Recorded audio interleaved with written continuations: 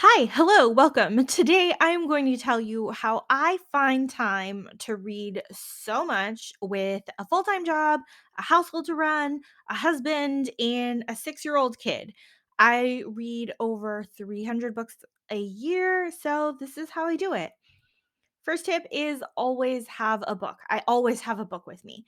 And I primarily read ebooks. So I use various apps on my smartphone, like the Kindle app, Hoopla and Libby, which connect to my library. Or sometimes I use the iBooks app, which is like the Apple Books app that comes by default.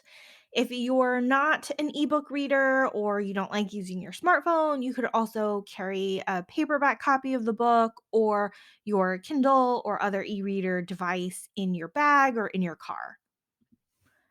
So, what are the various points of the day where I find time to read? I don't just like sit and read all day long, but I find little pockets of time here or there.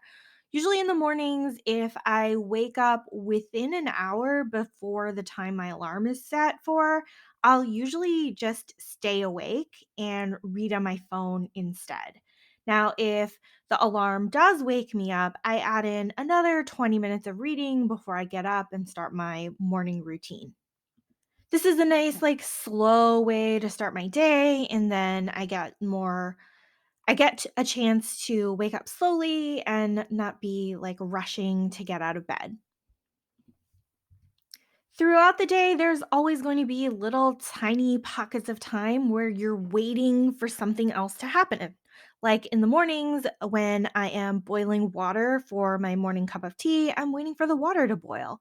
Or if you're cooking lunch or dinner and you have food simmering on the stove, that's a nice time to pull out your phone and start reading maybe a few paragraphs, a few pages here and there.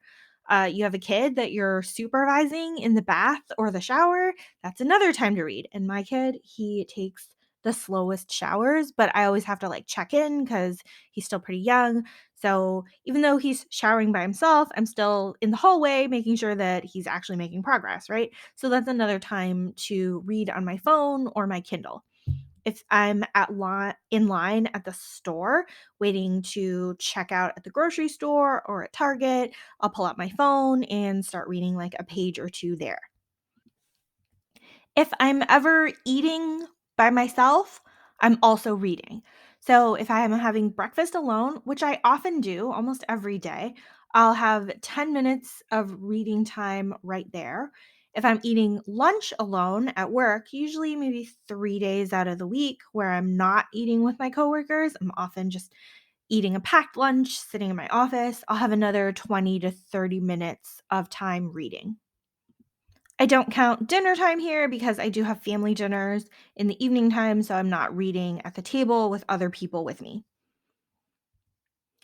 And then after that, there's evening couch time. So my kid likes to watch TV or play games on his own kid's Kindle device in the evenings for maybe like an hour or so.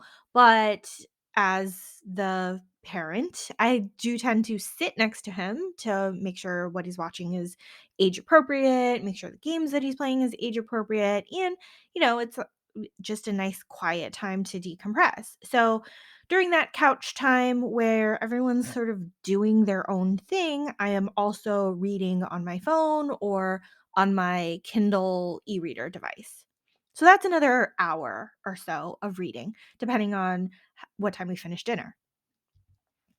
And finally, at bedtime, my household goes dark at about the same time every night, and both the kiddo and the adults are in bed around the same time.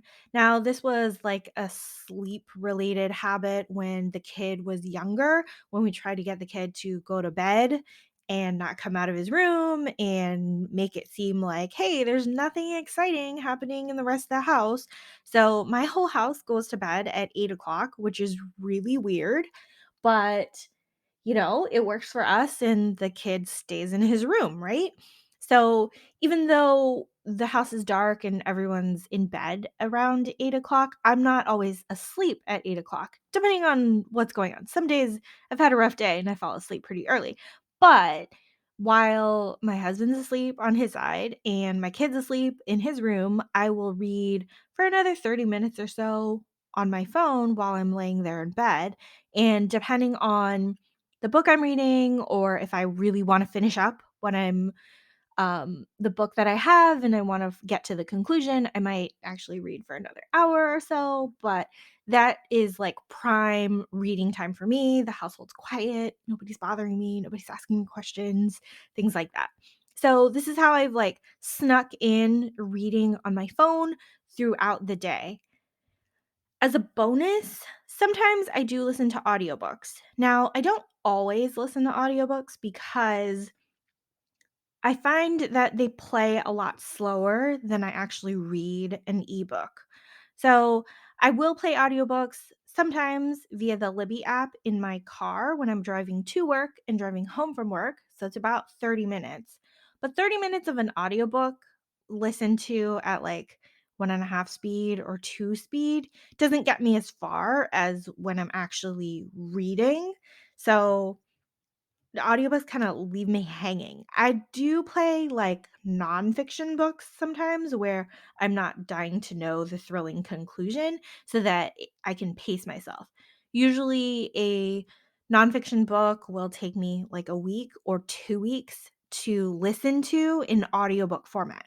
Now, I enjoy reading romance novels way faster than that, so I can't be, like, left waiting for the next chapter of the story. So audiobooks don't really work for me, but they might work for you. So hopefully you found this video helpful. Thank you so much for watching today. Like and subscribe so you can get updates and find out more reading tips from me. And you can follow me on Instagram at Random Olive.